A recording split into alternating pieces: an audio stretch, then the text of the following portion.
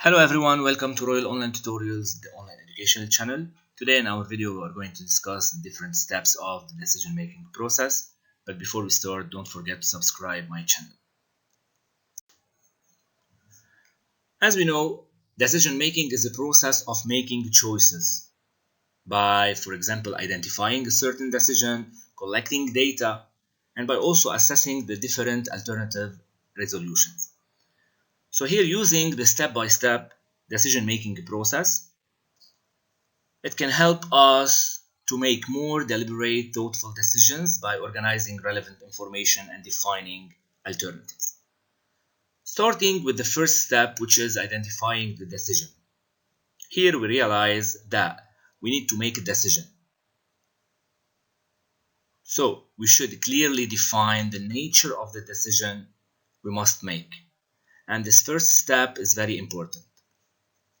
Moving to the second step, which is gathering relevant information.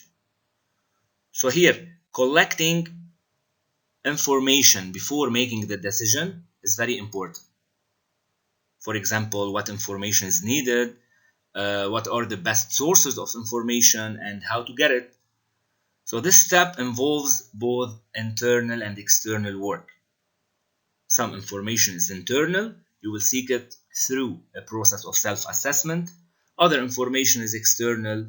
You will find it online, in books, from other people, and also from other sources. Moving to step 3, identifying the alternatives. As we collect information, we will be identifying several possible paths of action or alternatives. We can also use our imagination and our additional information to construct new alternatives. So here in this step, we will list all the possible and desirable alternatives. In step number 4, we will weigh the evidence. So here draw on the information and emotions to imagine what it would be like if we carried out each of the alternatives to the end. So here we will be evaluating whether the need identified in step number 1 would be met or resolved through the use of each alternative. And as we go through this difficult internal process, we will begin to favor certain alternatives, those that seem to have higher potential for reaching our goal.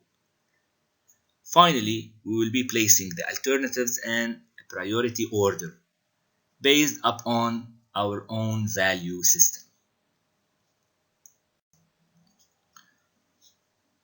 In the step number 5, we will choose among alternatives. Once we have weighed all the evidence, now we are ready to select the alternative that seems to be the best one for us. We may even choose a combination of alternatives. Here the choice in step 5 may be very likely to be the same or similar to the alternatives we placed at the top of our list at the end of step number 4. And in the step number 6, we will be taking actions. We are now ready to take some positive actions by beginning to implement the alternative we choose in step number 5. Finally, in the last step, we will review the decision.